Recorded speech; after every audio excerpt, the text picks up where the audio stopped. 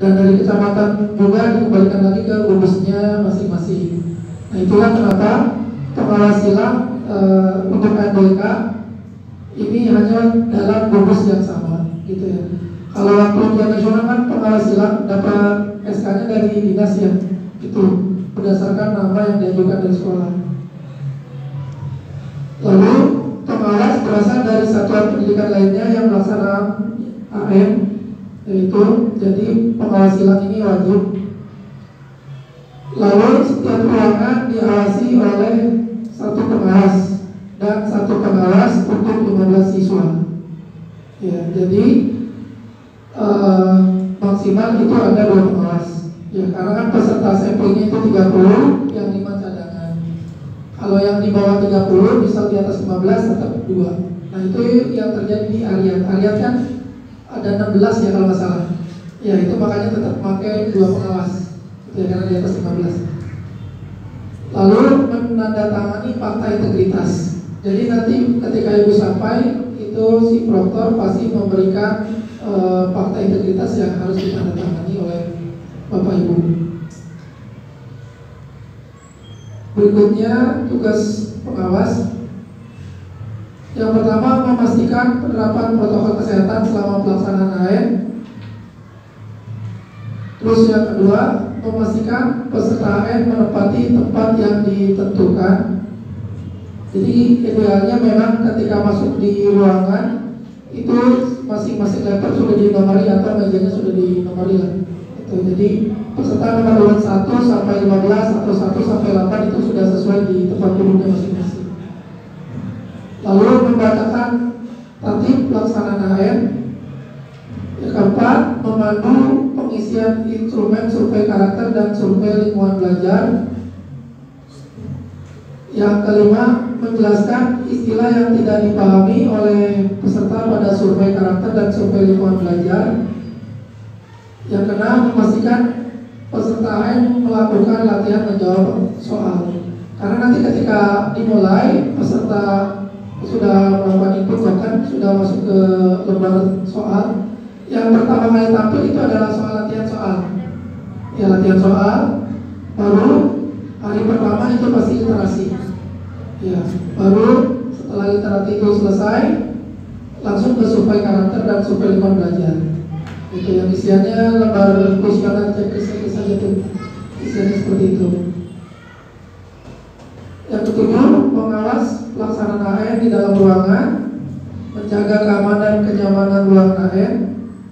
Nah, di akhir mencatat perihal yang terjadi pada ruangan AN ke dalam berita acara pelaksanaan. Nanti ketika ada hal-hal yang perlu dicatat silakan dicatat. Kalau berjalan tertib ya catatnya AN berjalan dengan tertib dan lancar. Itu aja Pak. Dan terakhir membuat dan menyerahkan berita acara tersebut dan daftar hadir ke pelaksanaan tingkat satuan pendidikan. Jadi selain menandatangani fakta integritas, kurang lebih ada 3, berarti berita acara dan daftar hadir. Ya, berita acara dan daftar hadir. Nah, dari tugas pengawas ini, itu pengawas dilarang memberi tahu jawaban. Ya, kalau mengarahkan dan memastikan saja nggak apa-apa. Itu. Makanya di sini yang perlu dipastikan itu dia melakukan latihan soal, sisanya cuma ngawas saja. Kalau ada yang bertanya, yang tidak perlu dikasih jawabannya, cuma diarahkan saja. Begitu. Kadang kan untuk bentuk soal sendiri udah tahu belum? Udah ya. Kurang lebih ada 4 sih. Pilihan ganda biasa, ada pilihan ganda bertingkat, terus ada soal pencocokan yang kiri kanan, ya match ya, kiri kanan, terus uraian. Gitu. Ada.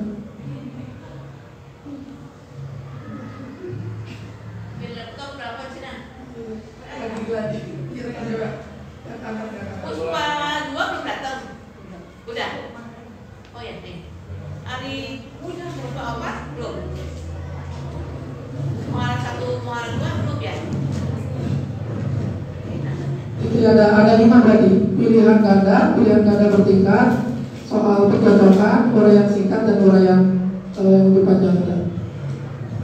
Kalau uraian singkat biasanya dibatasi itu kalau ada cuma 3 huruf ya berarti memang jawabannya cuma ada 3 item. Kadang-kadang nanya Pak ini kok nggak bisa ngetik, oh berarti cuma 3 doang. Biasa terjadi di dalam durasi si anak mau ngejawab misalnya 1000, ternyata di situ cuma ada 3 digit. Ya, nanti jawaban anak kalau 1000 kan salah ya. Nah, karena maksimalnya cuma 3 digit. Nah, itu biasanya terjadi di numerasi untuk uraian singkat itu. Jadi ketika seperti itu berarti jawaban anak salah gitu kan, karena tidak sesuai dengan kapasitas jawabannya. Itu untuk tugas pengawas. Untuk tatipnya kita bisa di sini tata tertib.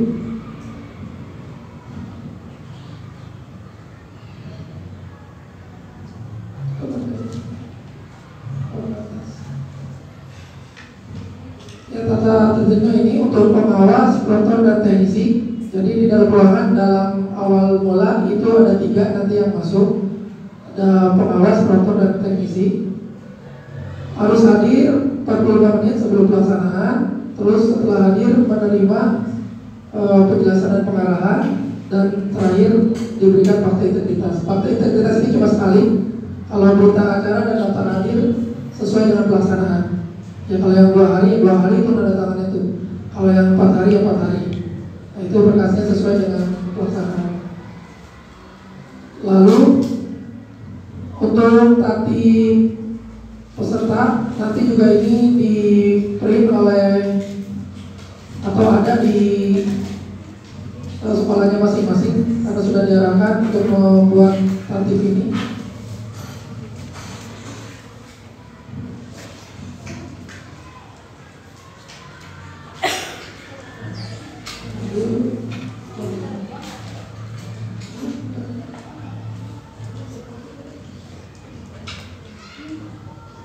Nah, ini untuk tatip peserta didik yang perlu dibacakan.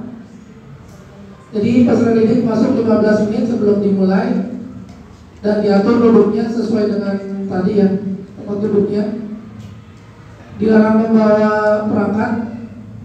Ini dalam hal ini HP, kalkulator. Terus mengumpulkan tas dan buku di dalam ruangan, biasanya disediakan di depan ruangan, ada meja, mengisi daftar hadir. Lalu masuk ke dalam aplikasi MBK dengan menggunakan username dan kata sandi. Nah, ini yang kadang banyak nanya nih, masukin login ya, username dan kata sandi. Username biasanya huruf besar semua. Terus untuk sandi biasanya ada tanda kutip hitam. Nah, itu kadang anak yang sering banyak bertanya di situ.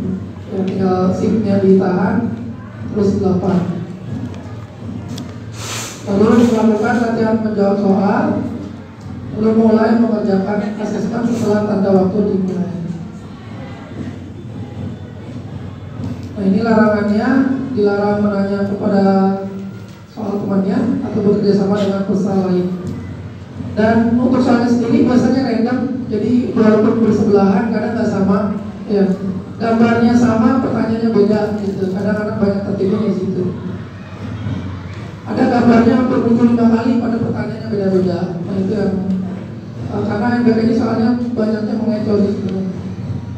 Nah, itu untuk tatipnya nanti bisa lebih lanjut pada saat pelaksanaan. Intinya ini nanti dibacakan saat masuk di ruang pengawas. Yang terakhir untuk jadwal MBK pada buku 1. Nah, ini ada buku 1 ada 15 sekolah. Di gelombang 1 di sini ada 2 sekolah, yaitu Karya Mukti dan Arya. Kalau Bapak Ibu melihat dia pilih gelombangnya cuma 1, artinya dia pelaksanaan cuma 2 hari. Gitu ya. Kalau di sini ada 2 gelombang, artinya dia butuh 4 hari. Kayak gitu ya. Ini untuk gelombang 2 ada 3 sekolah. Di sini Citra 3, Puspa 1, dan Puspa 8. Lalu untuk gelombang 2 dan 3 juga ada 3 sekolah. Di sini ada Landau 1, Muara 1, dan Muara 2. Yang kiri kanan gelombang 2 dan 3.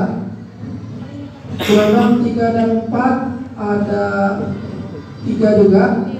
Ada Citra 2, lalu ada Puspa 3, dan ada Puspa 4. Di gelombang 4 ada 2 sekolah.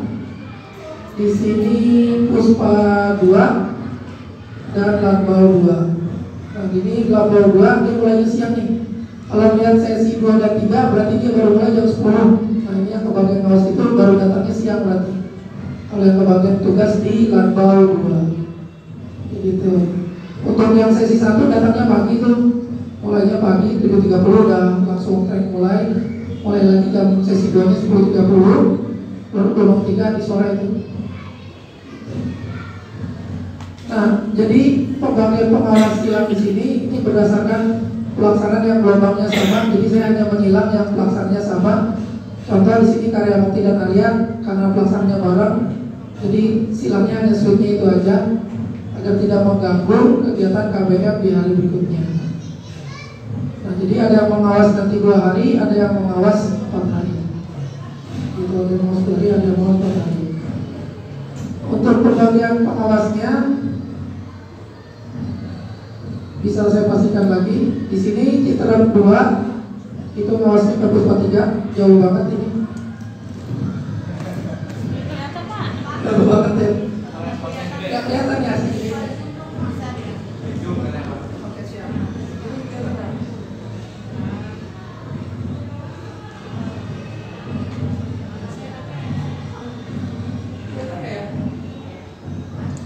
Nanti juga dibagikan sih. Untuk Citra 2 dia ngawas di Puspa 3 karena tadi dia dasarnya pelaksanaannya saya sama, ada di gelombang 3 dan 4, begitu juga sebaliknya. Lalu Citra 3 di sini ngawasnya ke Puspa 1. Nanti kalau ada nama yang tidak sesuai di sini mohon dikonfirmasi biar saya rubah. Lalu Citra 4 dia ke Puspa 5, Puspa 1 ke Puspa Negara 8, Puspa Negara 2 ke Lanbau 2, Puspa 3 ke Puspa Negara 4, lalu Puspa Negara 4 ke Citra 2, lalu Puspa Negara 5 ke Citra 4, berikutnya Puspa 8 ke Citra 3.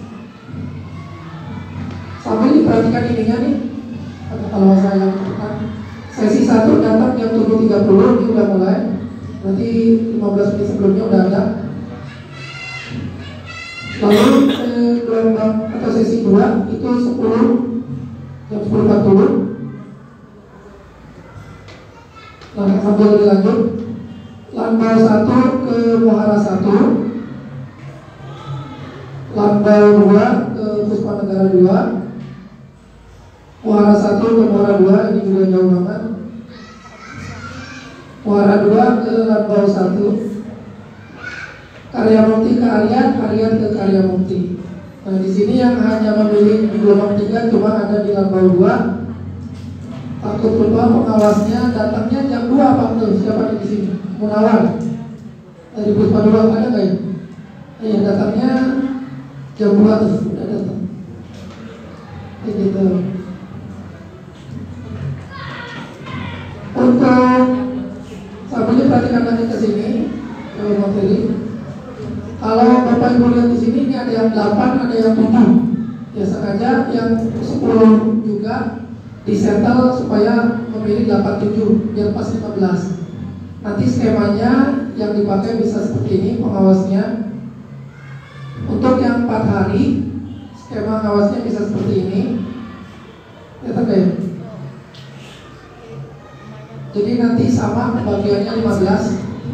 Nah, contoh ini jadwal pengawas NBK gelombang 3 dan 4 di SDM Puspa Negara 4. Asal pengawasnya dari Puspa Negara 3. Kenapa tadi 87? Karena ada 15, nanti ngawasnya seperti ini. Gelombang 3 mulai 31 Oktober 2022. Ini pengawas 1 perbaiki ngawas 8 anak. Terus pengawas 2 ngawas 7 anak. Di hari berikutnya itu disilang. Yang 8 ngawas 7, yang 7 ngawas 8. Jadi plus 15 untuk literasi. Begitu. Jadi dia 4 hari. Hari berikutnya sama tuh. 8, 7, 8, 7, 8, 7. Hanya namanya saja yang disilang. Yang mungkin Seninnya datang pagi, di Selasanya dia datangnya agak siang, kata di sini. Ini datang pagi 15, Bu Dwi datangnya jam 10. Di hari besok dibalik. Itu. Gimana? Bapak kan langsung 2 hari Pak. Nggak, bisa nggak Pak? Kalau saya Selasa jam siang, bisa nggak saya dirimkan saya sama teman untuk ditukar waktunya bisa Pak? Bisa. Asal si temannya bisa aja buat dia jatuhkan itu. Asal temannya bisa dijatuhkan bisa. Jadi gitu. Ini kenapa skemanya seperti ini? Buat nanti terlambatnya sama 4 hari. Kan kalau yang 2 hari terlambatnya cuma 2 hari itu. Kalau 4 hari terlambatnya 4 hari. Bisa. Ini kan contoh aja. Untuk penghasilan.